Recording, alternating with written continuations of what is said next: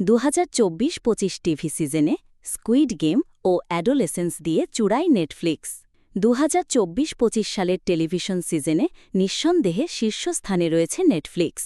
দক্ষিণ কোরিয়ার আলোড়ন সৃষ্টিকারী সিরিজ স্কুইড গেমের নতুন সিজন গড়েছে রেকর্ড, যা গড়ে ২৭.১ মিলিয়ন দর্শক টেনেছে।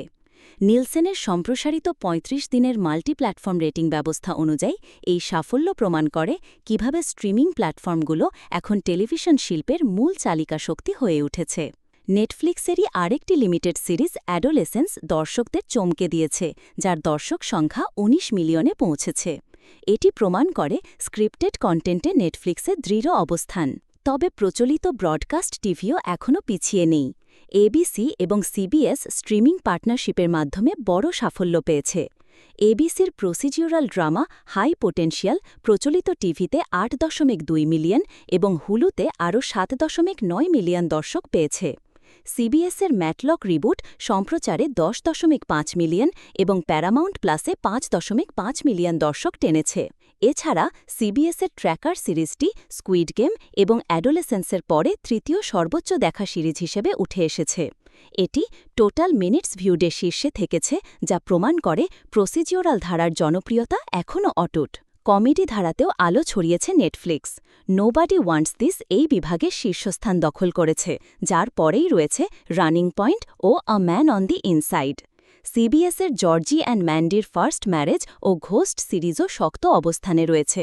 ঘোস্টস সম্প্রতি আরও ২ সিজনের জন্য নবায়ন পেয়েছে। শিশুদের কন্টেন্টেও স্ট্রিমিংই শীর্ষে। YouTube sensation miss Rachel Netflix সহ বিভিন্ন প্ল্যাটফর্ম মিলিয়ে ১১.৫ মিলিয়ন দর্শক পেয়েছে, যা ব্লুইয়ের মতো জনপ্রিয় শোয়ের জন্য চ্যালেঞ্জ হয়ে দাঁড়িয়েছে। রিয়েলিটি শোগুলোর মধ্যে সার্ভাইভার, আমেরিকান আইডল এবং দ্য ভয়েস এখনও শক্তভাবে জায়গা ধরে রেখেছে। আমেরিকান আইডল গত ২ বছরের মধ্যে সবচেয়ে বড় ফিনালে দর্শক পেয়েছে। নতুন রিয়েলিটি শোগুলোর মধ্যে the floor, love is blind এবং ইজ ইট কেক হলিডে শীর্ষ ১০০তে জায়গা করে নিয়েছে, যা এই ধারার স্থায়িত্ব নির্দেশ করে। তবে কেবল টিভি বেসিক কেবল ক্রমাগত দর্শক হারাচ্ছে। একমাত্র ব্যতিক্রম ইয়েলোস্টোন, যা সিবিএসে পুনঃপ্রচার হওয়ার কারণে তালিকায় জায়গা পেয়েছে। অন্যদিকে পারফরম্যান্স ভালো হওয়া সত্ত্বেও সিবিএস ৩টি drama FBI most wanted, FBI international এবং ইকুয়ালাইজার বাতিল করেছে। নিলসেনের আপডেটেড পদ্ধতি একটি বড় পরিবর্তনের ইঙ্গিত দেয়। এখন প্রায় সব টপ রেটেড শোয়ের দর্শক স্ট্রিমিংয়ের মাধ্যমেই বেশি। উদাহরণস্বরূপ এবিসির হাই পোটেনশিয়াল ১৮ থেকে ৪৯ বয়সভিত্তিক দর্শক গোষ্ঠীতে ৫.২ মিলিয়ন মানুষ দেখেছেন, কিন্তু সরাসরি সম্প্রচারে মাত্র ১ মিলিয়ন। এই চিত্র এইচবিও ড্রামাগুলোতেও প্রতিফলিত হয়েছে। দ্য হোয়াইট লোটাস ৬.৫ মিলিয়ন দর্শক পেয়েছে, কিন্তু লাইভে দেখেছে মাত্র ৩২৫,০০০।